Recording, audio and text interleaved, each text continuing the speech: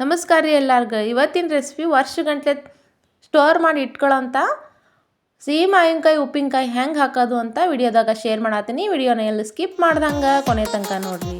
Welcome back to Meghana's cooking channel. ನಾನಿಲ್ಲಿ ಒಂದು 12 ಮಾವಿನಕಾಯಿ ತೊಗೊಂಡಾಗತ್ತೀನಿ.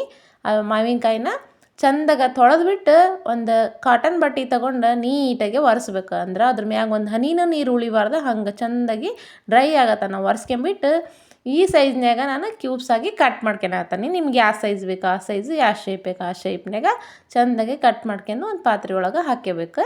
ಒಂದು ಡ್ರಾಪು ನೀರು ಇರಬಾರ್ದು. ಹಂಗಾದ್ರೆ ವರ್ಷಗಂಟ್ಲೆ ಇಟ್ರನ್ನ ಮಾವಿನಕಾಯಿ ಚೆಂದಾಗ ತಡಿತೈತಿ, ಚಲೋ ಓದ್ನಂಗೆ ಇರ್ತೈತಿ. ಈ ಮಾವಿನಕಾಯಿಗೆ ಒಂದು ಬೌಲ್ ಆಗೋಷ್ಟು ಸಾಸಿವೆ ಕಾಳನ್ನ ತೊಗೊಂಡು ಮಿಕ್ಸಿ ಹಾಕ್ಕೊಂಡು ಪೌಡ್ರ್ ಮಾಡ್ಕೊಂಡೇನಿ. ಸ್ವಲ್ಪ ತರಿಯಾಗಿ ಪೌಡ್ರ್ ಮಾಡ್ಕೊಂಡೇನಿ ರೀ.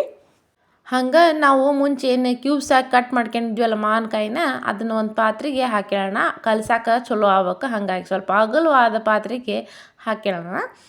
ಆನಂತರ ಏನು ಪೌಡ್ರ್ ಮಾಡ್ಕೊಂಡಿದ್ವಲ್ಲ ಆ ಸಾಸಿವೆ ಪುಡಿನ ಇದಕ್ಕೆ ಹಾಕ್ಕೋಬೇಕು. ಹಂಗೆ ಒಂದು 2 ಟೇಬಲ್ ಸ್ಪೂನಷ್ಟು ಖಾರವಾಗಿರೋಂತಹ ಖಾರದ ಪುಡಿ ಹಾಕ್ಕೊಳಕತ್ತೀನಿ. 1 ಟೇಬಲ್ ಸ್ಪೂನಷ್ಟು ಅರಿಶಿಣ ಪುಡಿ ಹಾಕ್ಕೋಬೇಕು. ಹಂಗೆ ನೋಡ್ಕೊಂಡು ನಿಮಗೆ ರುಚಿ ಎಷ್ಟು ಬೇಕು ಅಷ್ಟು ನೋಡ್ಕೊಂಡು ಕಲ್ಲು ಉಪ್ಪನ್ನ ಸೇರಿಸ್ಕೇರಿ. ನೋಡ್ಕೊಂಡು ಹಾಕ್ಯಾರಿ. ಮಾವಿನಕಾಯಿ ಹುಳಿ ಇರ್ತೈತಲ್ಲ, ಉಪ್ಪು ಜಗ್ಗು ಹಿಡಿಯಂಗಿಲ್ಲ. ಜಾಸ್ತಿ ಹಾಕ್ಬಿಟ್ರೆ ಟೇಸ್ಟ್ ಕೆಟ್ಟು ಹೋಕತಿ. ಇದನ್ನೆಲ್ಲ ಹಾಕ್ಬಿಟ್ಟು ಚೆಂದಾಗಿ ಒಂದು ಸಾರಿ ಮಿಕ್ಸ್ ಮಾಡ್ಕೇರಿ.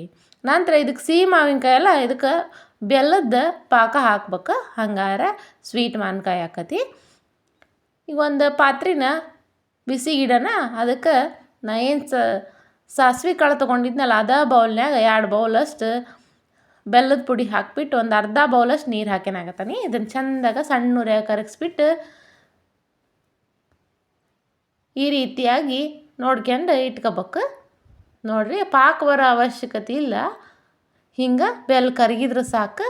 ಬೆಲ್ಲ ಪೂರ ತಣ್ಣಗಾಗ್ಬೇಕು. ಬಿಸಿ ಇದ್ದಾಗ ಹಾಕಿದ್ರೆ ಉಪ್ಪಿನಕಾಯಿ ಬೇಗ ಹಾಳಾಕತಿ.